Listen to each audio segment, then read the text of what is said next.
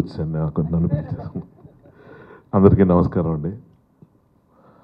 ముఖ్యంగా మా ముఖ్య అతిథిగా వచ్చిన కోన వెంకట్ గారికి థ్యాంక్స్ చెప్తున్నాను సార్. నాకు చాలా ఇష్టమైన వ్యక్తి దనియేలే గారు.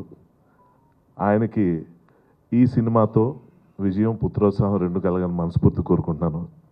ఈ సినిమాలో ఉన్న కామన్ ఎలిమెంట్ ఏంటంటే చీఫ్ టెక్నీషియన్స్ కానీ ప్రొడ్యూసర్స్ కానీ అందరూ మొహమాటస్తులు అనమాట. వాళ్ళకి ఎక్కువ మాట్లాడడం రాదు, అసలు చాలా ఇంట్రోవర్ట్స్.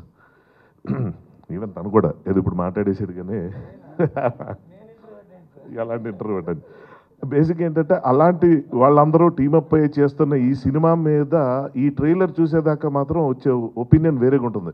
ఏదో సాఫ్ట్ ఫిల్మ్ ఏమో అనుకుంటాం.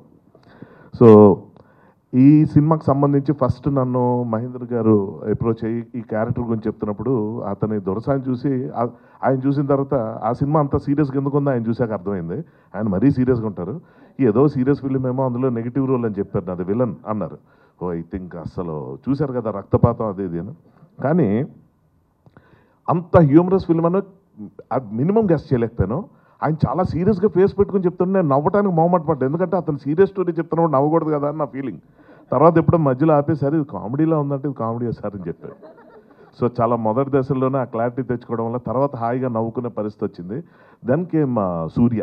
ఆ రోజు అతను హీరో అనగానే దనియేలే గారి అబ్బాయి నాకు తెలుసు, ఓకే ఫైన్ అనుకుంటే తర్వాత తెలిసిన విషయం ఏంటంటే అతనికి ఒక గొప్ప టాలెంట్ ఉంది. అది సెల్ఫ్ ఎంప్లాయ్మెంట్ స్కీమ్ అనమాట.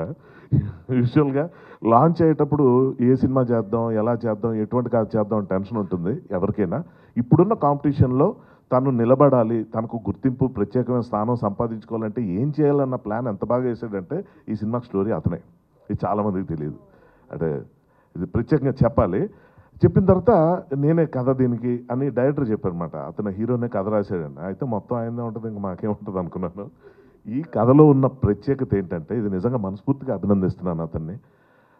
ఒక రైటర్గా కూడా మిమ్మల్ని బాగా ఇంప్రెస్ చేసే ఆస్పెక్ట్ ఏంటంటే నాకైతే ఫస్ట్ అనిపించింది ఇందులో చాలా ఇంపార్టెంట్ క్యారెక్టర్లు 15 క్యారెక్టర్లు పైన ఉంటాయి. ప్రతి క్యారెక్టర్కి ఒక సిగ్నేచర్ ఉండేలాగా ఒక స్పెషాలిటీ ఉండేలాగా రాయటం అన్నది కత్తి మీద సాంగ్. అది మరి తనకి ఎలా వచ్చిందో ఏంటో తెలియగానే చాలా మంచి కథ వచ్చాడు.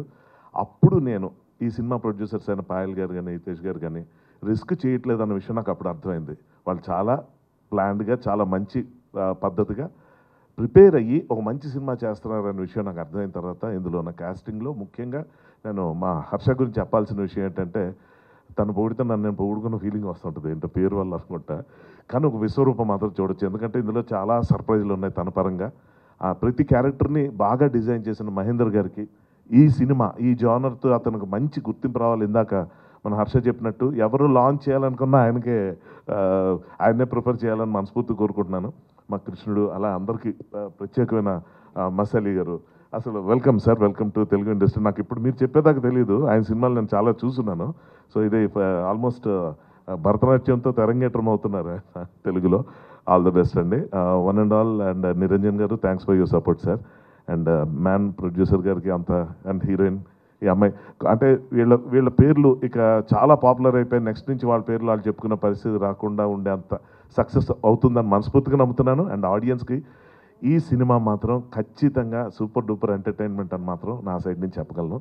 All the best to the entire team. Thank you very much Geetha గారు. థ్యాంక్ యూ హర్షవర్ధన్ గారు, థ్యాంక్ యూ సో మచ్.